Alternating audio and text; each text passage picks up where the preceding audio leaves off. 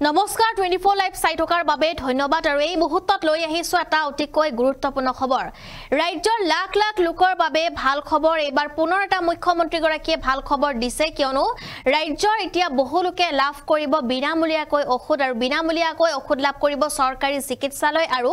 medical college সমূহত মুখ্যমন্ত্ৰী গৰাকীয়ে আজি কেবিনেটৰ সিদ্ধান্তৰ পিছতে এয়া বৃহৎ ঘোষণা কৰিছে সংবাদ মেলত সবিশেষ লৈ আহিছো এই মুহূৰ্তত ৰাজ্যবাসীৰ বাবে পুনৰ এটা ভাল খবৰ দিছে মুখ্যমন্ত্ৰী ৰাজ্যবাসীৰ বাবে আন এটা ভাল খবৰ মুখ্যমন্ত্ৰীৰ তৰফৰ পৰা দিয়া হৈছে এই ভাল খবৰটো মুখ্যমন্ত্ৰী গৰাকীয়ে ডাঙৰ ঘোষণা কৰিছে এতিয়াৰে পৰা বিনামূলীয়া ঔষধ পাব চৰকাৰী চিকিৎসালয় মেডিকেল কলেজত লাভ কৰিব ঔষধ যোগানৰ বাবে 190 কোটি টকা অনুমোদন ৰাজ্যিক কেবিনেটৰ সংবাদ মেলত ঘোষণা কৰিছে মুখ্যমন্ত্ৰী ডক্টৰ হিমন্ত বিশ্ব শৰ্মাই মুখ্যমন্ত্ৰী গৰাকীৰ পুনৰ এয়া এটা বৃহৎ সিদ্ধান্ত কিয়নো ৰাজ্যৰ দুখীয়া দৰিদ্ৰ লোকসকলে এতিয়া লাভ কৰিব এয়া চৰকাৰী চিকিৎসালয়ত তেওঁলোকে লাভ কৰিব বিনামূলীয়াকৈ ঔষধ আৰু বিনামূলীয়াকৈ ঔষধ লাভ কৰিব এতিয়া ৰাজ্যৰ বহুতো লোকে এয়া অত্যন্ত এটা ভাল খবৰ দিয়া হৈছে মুখ্যমন্ত্ৰী তৰফৰ পৰা ডাঙৰ ঘোষণা কৰা হৈছে যেটো চিকিৎসালয়ত তেতিয়া লাভ কৰিব বিনামূলীয়াকৈ ঔষধ যোগান ধৰা হ'ব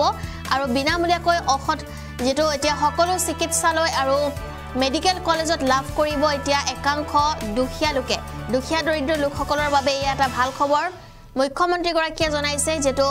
আজি সংবাদ মেল যোগে এই কথা উল্লেখ কৰিছে মুখ্যমন্ত্ৰী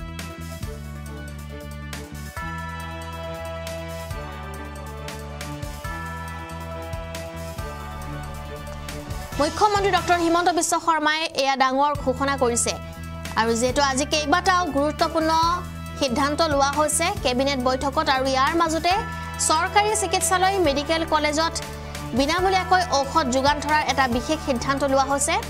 ঔষধ যোগানৰ বাবে 190 কোটি টকা অনুমোদন দিয়া হৈছে মুখ্যমন্ত্ৰী গৰাকীয়ে ডাঙৰ ঘোষণা কৰিছে এয়া আৰু যেটো কেইবাটাও আজি ডাঙৰ ঘোষণা কৰা হৈছে চিকিৎসালয়ত বিনামূলীয়া ঔষধৰ বাবে 190 কোটি টকা অনুমোদন দিয়া হৈছে ৰাজ্যিক কেবিনেটৰ তৰফৰ পৰা সংবাদ মেলত ঘোষণা কৰিছে মুখ্যমন্ত্ৰী ডক্টৰ হিমন্ত বিশ্ব শৰ্মাই মুখ্যমন্ত্ৰী গৰাকীৰ ডাঙৰ ঘোষণা এয়া এতিয়াৰে পৰা আপুনি লাভ কৰিব বিনামূলীয়াকৈ ঔষধ চৰকাৰী চিকিৎসালয় আৰু মেডিকেল কলেজ সমূহত ব্যৱহাৰৰ বাবে বিনামূলীয়া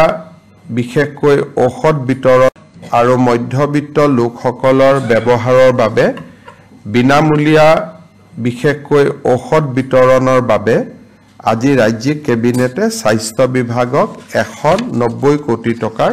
অনুমোদন জনায় আৰু মধ্যবিত্ত লোকসকলৰ ব্যৱহাৰৰ বাবে বিনামূলীয়া বিশেষকৈ ঔষধ বিতৰণৰ বাবে